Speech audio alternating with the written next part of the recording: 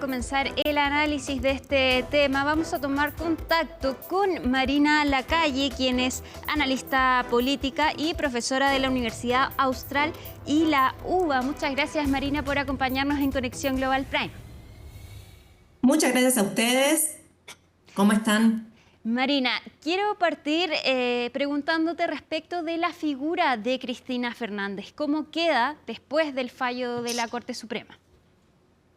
Bueno, paradójicamente, a pesar del fallo que la condena a prisión y posteriormente lo que ya se sabe que se va a ratificar, que es la prisión domiciliaria, esto refuerza su figura y lo podemos ver fuertemente con las manifestaciones que se fueron dando estos últimos días, sobre todo el día de ayer y durante el día de hoy. Y también genera una certidumbre e incertidumbre dentro del plano político, es decir, su imagen queda fortalecida después de tantos golpes en las diferentes causas que ha tenido y esta polarización que generó también a nivel político ya hace varios años durante el gobierno de Mauricio Macri y aún más durante el gobierno de Javier Milei. Pero bueno, la realidad es que la figura de Cristina Fernández de Kirchner hoy por hoy se encuentra fortalecida dentro de, sobre todo, del peronismo, ¿no? Porque la salida de ella del liderazgo del partido hace que el peronismo logre una cohesión que es importantísima de miras a las próximas elecciones de octubre. Precisamente, Marina, vimos que todos los sectores del peronismo se unieron y salieron a defender a Cristina Fernández, un peronismo que llegó bien fracturado a las elecciones que finalmente le dieron la victoria a Javier Milei. ¿Puede esto favorecer al partido? Claramente esto puede favorecer al partido. En las últimas elecciones, el peronismo, digamos, después de la salida de Cristina, y específicamente durante la elección en 2015, donde Mauricio Macri gana las elecciones presidenciales, el peronismo se mostró fragmentado. Históricamente, y esto no es una novedad dentro del análisis político, la fragmentación de los partidos políticos, lógicamente, al menos en el contexto de nuestro sistema electoral, genera, digamos, una ventaja hacia el partido opositor en caso de que se encuentre unido. Otro ejemplo lo tenemos, lo que vimos en la ciudad hace muy poquito, ¿no? El 18 de mayo con las elecciones locales. En este sentido, toda la oposición, es decir, que son anti-kirchneristas, tanto el radicalismo como diferentes sectores del PRO, incluso con el ex jefe de gobierno porteño, fueron fragmentados y esto, si bien no generó que el peronismo gane la elección local, sí generó que el peronismo vuelva a tener su peso, su electorado cautivo del 30% en este distrito, algo que no se había dado en las elecciones anteriores. Es decir, la fragmentación del peronismo históricamente lo perjudicó. Esta vez con la figura de Cristina Fernández de Kirchner fortalecida y esta decisión de la Corte Suprema de dejar efectiva, ¿sí?, su condena, hace que el peronismo incluso Axel Kicillof, que es el gobernador de la provincia y que desde, digamos, su segundo mandato como gobernador empezó a distanciarse de su hijo, de Máximo Kirchner, y de lo que representa la cámpora, es decir, a los sectores más duros dentro del kirchnerismo.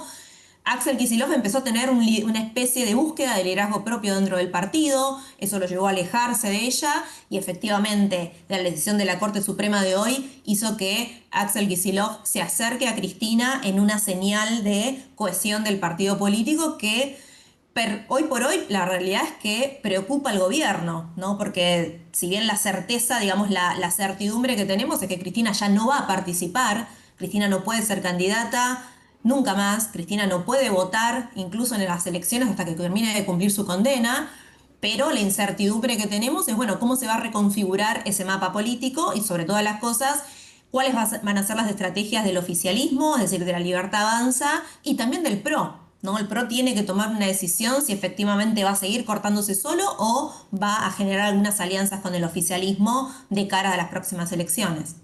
Marina, respecto del rol que puede jugar Cristina Fernández, ¿cómo puede ella trabajar en la arena política dado que ella no puede acceder a cargos públicos? ¿Va a seguir o esperamos la salida del escenario político de Cristina?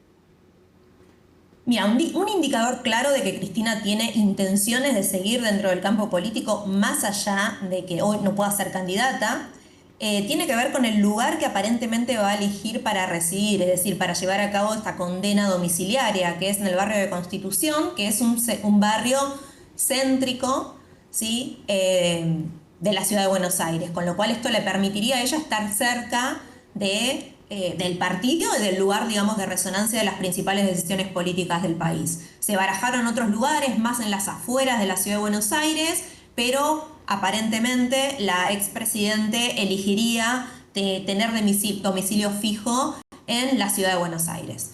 Sí, que es, bueno, el segundo domicilio que ella tiene después de su domicilio principal, que era en Recoleta, de donde se mudó después del supuesto atentado que tuvo contra su vida, ¿no?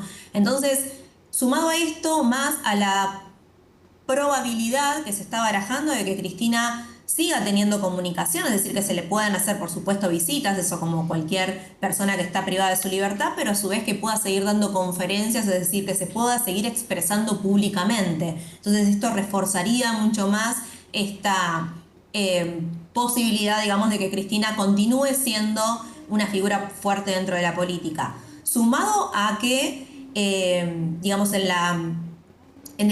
no sé si llamarlo folclore, pero sí en la cultura política del peronismo, dado que su líder, Juan Perón, estuvo preso en Martín García, estuvo incluso condenado y posteriormente exiliado en España durante mucho tiempo. Digamos, la bandera del peronismo ha sido históricamente reivindicar a sus líderes más allá de sus condiciones legales y judiciales, ¿no? Entonces esto a Cristina de nuevo refuerza su imagen dentro del partido y la refuerza a ella como una figura que puede generar impactos todavía en la vida política, más allá de que esté privada físicamente de su libertad. Marina, me gustaría ahondar en lo que decías respecto del oficialismo, porque la campaña de Javier Milei se construyó con la lógica de enfrentarse a un adversario, al enemigo. Parece ser que con esto el enemigo se cae y cómo entonces puede rearmarse el oficialismo. ¿Esto le afecta negativamente o no? Potencialmente le afecta negativamente. Es muy pronto todavía, igual para generar alguna digamos, hipótesis con cierto nivel de consistencia, pero a ver, yo creo que el oficialismo tiene dos caminos, como te mencionaba antes, barajar y dar de nuevo con aquellos partidos o agrupaciones políticas que se encuentran más cercanas ideológicamente, donde el PRO es el partido más inmediato, digamos, en esta escala de polarización. Y la otra es, bueno, buscar o refrendar aún más esta cuestión, esto que vos mencionás, ¿no? Enemigos y un partido político que está en las antípodas de la ideología del presidente, es decir, de su electorado fuerte, esto no le mueve la aguja, al contrario, ¿sí? Incluso más allá de que el Poder Ejecutivo no tenga ninguna injerencia en el Poder Judicial. A ver, un argumento simbólico es, bueno, durante la presidencia de Javier Milei, efectivamente, Cristina, con todas sus demandas, digamos, con las demandas que tuvo que enfrentar y con esta decisión de la Corte Suprema, donde efectivamente termina encarcelada, bueno, es un gesto, ¿no?, con el que Javier Milei podría llegar a hacer campaña. Ahora, eso no alcanza. Sí, yo creo que lo importante es que se pueda acercar al resto del espectro político que de pronto está más cercano ideológicamente a él. A ver, otra cuestión es que la realidad es que más allá de que retóricamente Javier Milei es bastante controvertido y genera también ciertos rechazos y polarización, e incluso rechazo de su propio electorado, ¿sí? Se suele decir que, bueno, quizás no gusta mucho lo que dice en términos de derechos políticos, de derechos sociales más que nada, pero sí se reivindica la política económica que el gobierno está teniendo. Sí, Argentina logró cierta estabilidad, más allá que obviamente la inflación no bajó abruptamente y no estamos en una inflación de menos de los 2 dígitos, la realidad es que la política económica fue positiva, ¿sí? Obviamente eso va a tardar en llegar al bolsillo del argentino, pero sí fue una política en lo macro estabilizadora. Y vemos que las primeras señales del mercado también han sido positivas, tanto acá como en Wall Street. Es demás, el sector empresarial de afuera le parece una buena señal, ¿sí?, que en Argentina se condenen a los presidentes que atravesaron procesos de corrupción. Entonces ahí fíjate que tenemos varias aristas, y por un lado el campo político y por otro lado algo que lo podría beneficiar a Javier Milei sigue teniendo que ver con este resultado positivo de sus decisiones a nivel macroeconomía. Por último, Marina, precisamente respecto de la decisión de la Corte Suprema, esto es histórico porque es la primera expresidenta después de la democracia que ya fue condenada, se hace firme esta condena. ¿Esto abre la puerta a que se pueda seguir condenando a políticos? Marca un precedente importante. Históricamente Argentina ha tenido presidentes que han sido condenados. La cuestión es que han sido condenas que llegaron muy tardíamente, como por ejemplo con el presidente Carlos Menem, que solamente cumplió 3 meses de prisión domiciliaria porque era ya una persona mayor, pero que durante todos estos procesos, él sí, como no había una condena fija, él incluso siguió siendo senador, es decir, siguió siendo una persona activa dentro de la política. Mauricio Macri tiene un montón también de causas donde fue sobreseído en la mayoría de ellos. Yo diría que la figura más cercana a la que sucedió con Cristina es justamente su ex vicepresidente, Armando Boudou, que fue también condenado en 2018 y tuvo que cumplir prisión, efectivamente en una prisión, porque él no es mayor de 70 años, durante 2 años. Es decir, acá lo fuerte y lo importante es que es una expresidenta constitucional que pasó por un proceso, ¿sí? Y que efectivamente debe de cumplir años en su vida activa de política privada, digamos, de llevar a cabo esta actividad. Lo que no es raro es que el factor común de todas estas condenas, que fueron todos los presidentes en democracia, salvo Raúl Alfonsín, tiene que ver con la corrupción. Sí, algo que no sorprende, obviamente, lamentablemente, a América Latina, pero que parece ser que en Argentina siempre es un factor detonante de todas las campañas electorales e incluso del malestar social, y que incluso también impacta nuestra política, porque la realidad es que sigue siendo un país donde hay alta incertidumbre con respecto al manejo de los fondos públicos, con lo cual eso también repele mucho las inversiones de capital internacional. Marina Lacalle, muchísimas gracias por acompañarnos en Conexión Global Prime. Que estés muy bien y esperamos tenerte nuevamente en el programa porque fue muy interesante este análisis. Que estés muy bien. Chao. Muchas gracias, Alicia. Buenas tardes. Y para conocer más detalles de lo que significó esta decisión de la Corte Suprema en Argentina, vamos a tomar contacto de inmediato con Daniel Santa Cruz, quien es columnista de La Nación de Argentina y conductor en Radio República. Daniel, muchas gracias por acompañarnos en Conexión Global Prime. Hola, ¿qué tal? Buenas tardes. Gracias por la invitación. Daniel, queremos saber primero cuál ha sido la reacción de la ciudadanía tras la confirmación entonces de esta condena a Cristina Fernández. Bueno, la reacción era la esperable, ¿no? Argentina, desde hace mucho tiempo, cuando el kirchnerismo estaba en el poder, atraviesa una especie de grieta, ¿no? Así la llamó el gran periodista Jorge Lanata.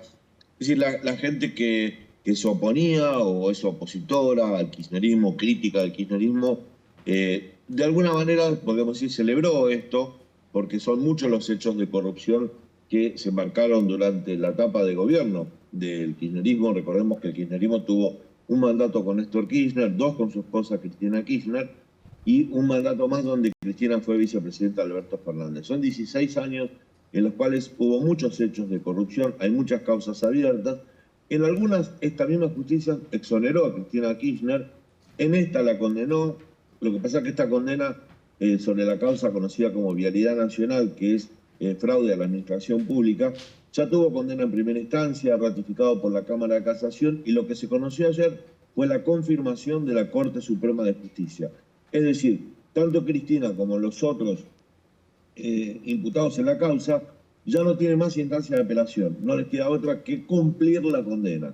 Y a partir de esta semana Cristina va a quedar detenida, seguramente con arresto domiciliario, queda inhabilitada para ejercer cargos públicos, y esto generó una extrema solidaridad con ella en el peronismo, que desde hace un tiempo viene hablando sobre la figura de proscripción política. Para ello Cristina está siendo proscripta con el instrumento judicial para que no pueda ser parte viva de la actividad política en Argentina, y otros sectores que reconocen que tarde comenzó a hacerse justicia.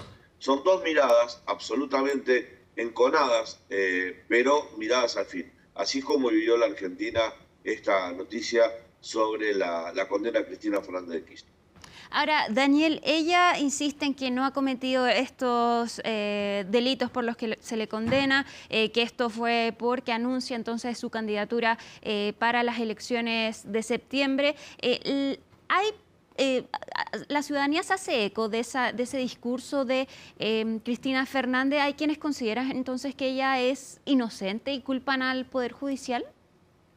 Hay algo raro que está sobrevolando en el ambiente. Yo estaba justo pensando en escribir algo al respecto, que hasta los más fieles defensores de Cristina no defienden su inocencia, sino cómo fue el proceso que la encontró culpable.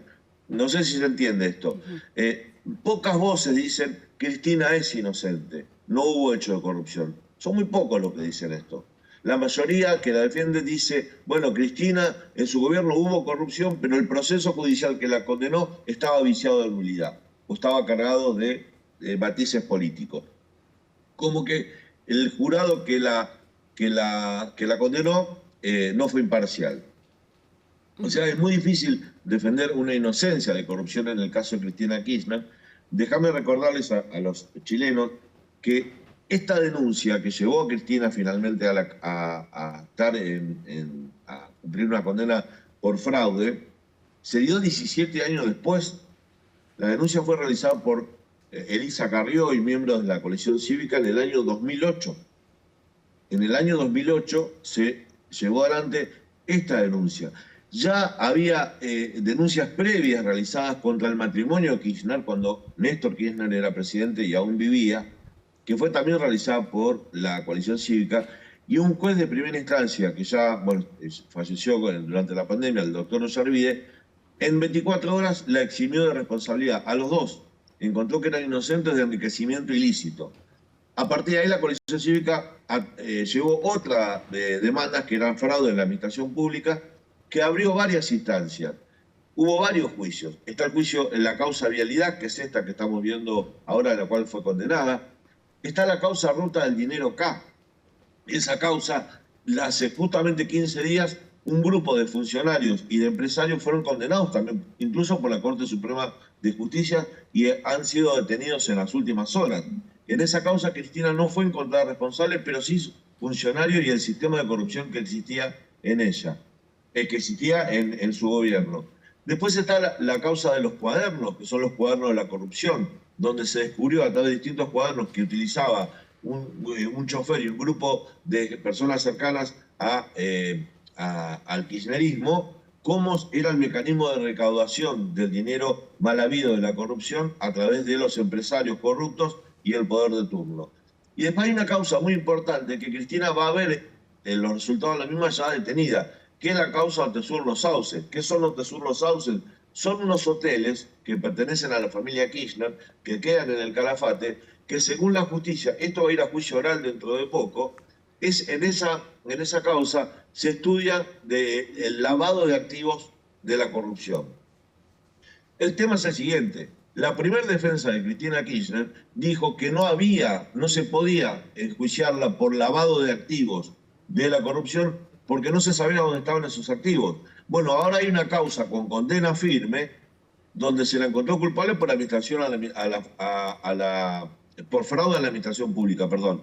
Bueno, ahí está el dinero de la corrupción. Y ese dinero ahora puedes reabrir con fuerza la otra causa, que es la de lavado de dinero, porque ya tiene un origen. ¿Se entiende esto, no? Está como impulsando la apertura del otro juicio. Son varias las causas que tiene Cristina por corrupción y son muchas las causas que tienen sus funcionarios. Recordemos que su vicepresidente, Amado Boudou, estuvo preso y condenado por la causa Chicone, está inhabilitado para ejercer cargos públicos. Su secretario de Transporte, Ricardo Jaime, lo mismo. Su ministro de Planificación, Julio De Vido, de tal manera estuvo detenido. Una ministra de Economía del kirchnerismo, Felicia Micheli, fue encontrada con unos fajos de dinero en el baño de su despacho. Fue condenada a 4 años de prisión. Funcionarios de Vialidad Nacional, funcionarios de Obras Públicas. Son muchas las causas que tuvo Cristina, el kirchnerismo en general, por hecho de corrupción. De hecho, hay un empresario que se llama Lázaro Báez. Lázaro Báez era en el año 2003, cuando el kirchnerismo asume la presidencia, era un funcionario del Banco de Santa Cruz. un empleo público. El 22 de mayo del 2003, Lázaro Báez crea la empresa Austral Construcciones. El 25 de mayo, o sea, 3 días después, asume el matrimonio Kirchner la presidencia, la asume Néstor Kirchner. Lázaro Báez, que nunca era un empleo público, crea una empresa de construcción que se llama Austral Construcciones, y esa empresa de construcción ganó todas las licitaciones en la Patagonia de obra pública. De hecho, hoy en día, Lázaro Báez es el tercer terrateniente más grande que hay en la Patagonia Argentina, en cuanto a propiedades, territorios, autos de alta gama, dinero. Ahí vino la causa de la Rosadita, donde se vio a su hijo y a un grupo de empresarios contando dinero en negro, dinero de la corrupción. Lázaro Báez está preso por la causa Vialidad Nacional, está preso por la causa de la ruta del dinero acá y por supuesto que está procesado en otras causas. Él, su hijo Martín Báez y un grupo de empresarios. Hubo muchos hechos de corrupción. Gente allegada a Cristina que fue, o al kirchnerismo, a los Kirchner, que fue atacada o secuestrada en busca de un dinero sucio de la corrupción.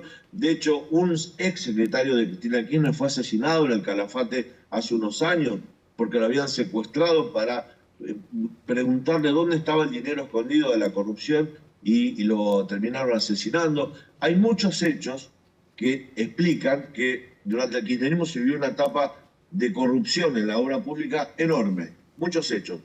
El problema es cómo ligás a la expresidenta a esos hechos, jurídicamente. Entonces empezó a aparecer hoy en día, en la Argentina, unas defensas muy raras, donde muy pocos hablan de la inocencia de Cristina. Nadie niega los hechos de corrupción, solo niegan la participación de Cristina en esos hechos, lo cual es muy difícil de creer. Eso por un lado. Y por otro lado, mucha gente dice, bueno, si hubo corrupción, Cristina de todas maneras está mal enjuiciada y está mal realizado el proceso judicial. Lo importante del fallo de la Corte Suprema de Justicia del día de ayer, que la Corte Suprema ratifica los hechos de forma y de fondo. De fondo porque ratificó todos los hechos de corrupción en los cuales está involucrada Cristina y que fueron comprobados en el juicio en primera instancia.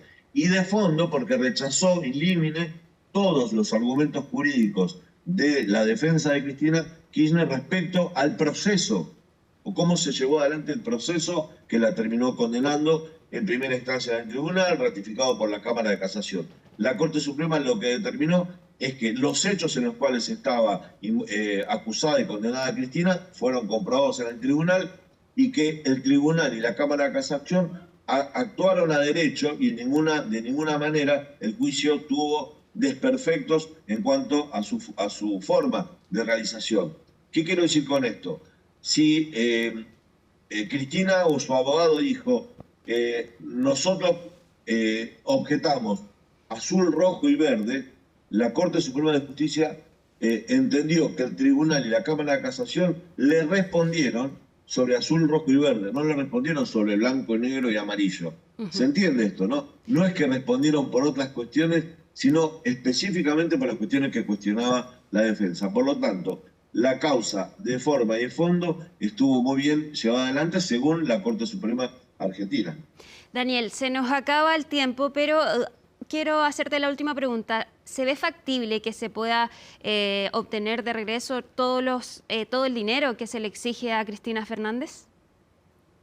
Bueno, en primera instancia, en el fallo que se acaba de confirmar, tienen que devolver 84.000 millones de pesos argentinos. Esto es aproximadamente, si mi cuenta no me sale mal, alrededor de 70 millones de dólares. Tienen 10 días para devolver esa suma de dinero, forma parte del fallo condenatorio. La devolución de 84.000 millones de pesos argentinos, algo así como 70 millones de dólares. De acuerdo a la magnitud y la cantidad de dinero que se está hablando, no parece ser todo lo que falta, pero no deja de ser un avance. Eso debería concretarse de aquí a 10 días, lo que tiene que ver con la devolución del dinero. No nos olvidemos que también hay muchos bienes que tiene Cristina, incluso cuentas que estaban a nombre de su hija, que han sido por la justicia en algún momento tomadas, confiscadas, a cuenta de lo que podía ser un resultado en estos juicios. Bueno, y esto se dio ayer. Así que esa parte del dinero la van a tener que devolver. Lo que se viene de Argentina ahora sí es un gran debate, déjame decirte esto porque es importante. Un debate dentro del partido de poder, que es el peronismo, sobre el liderazgo de Cristina. Cristina ya no es más dirigente político, ya no puede presentarse a ningún cargo político. Podrá ser una referencia muy fuerte, lo es una líder muy consustanciada, pero en las sombras, no va a poder actuar en política. Eso por un lado. Y por otro lado, se abrió una puerta muy grande en la Argentina, atención con esto, en la justicia. Si la justicia pudo condenar y detener a Cristina Kirchner, puede condenar y detener a cualquiera, entre ellos a expresidentes, incluso al actual presidente Javier Milei, que está muy involucrado y muy asediado por una causa, que es la causa Libra, que es una causa sobre una estafa a escala mundial de más de 100 millones de dólares con una criptomoneda, por la cual Javier Milei y su hermana Karina están siendo investigados por la justicia argentina, por la justicia en España y por la justicia federal en los Estados Unidos, en una causa que promete ser muy, pero muy importante para el futuro, incluso político y judicial, del actual presidente Javier Milei. Daniel Santa Cruz, muchísimas gracias por acompañarnos en Conexión Global Prime. Que estés muy bien. Buenas noches. Gracias, gracias. Buenas tardes. Y nosotros nos vamos a la pausa, pero ya volvemos con más Conexión Global Prime.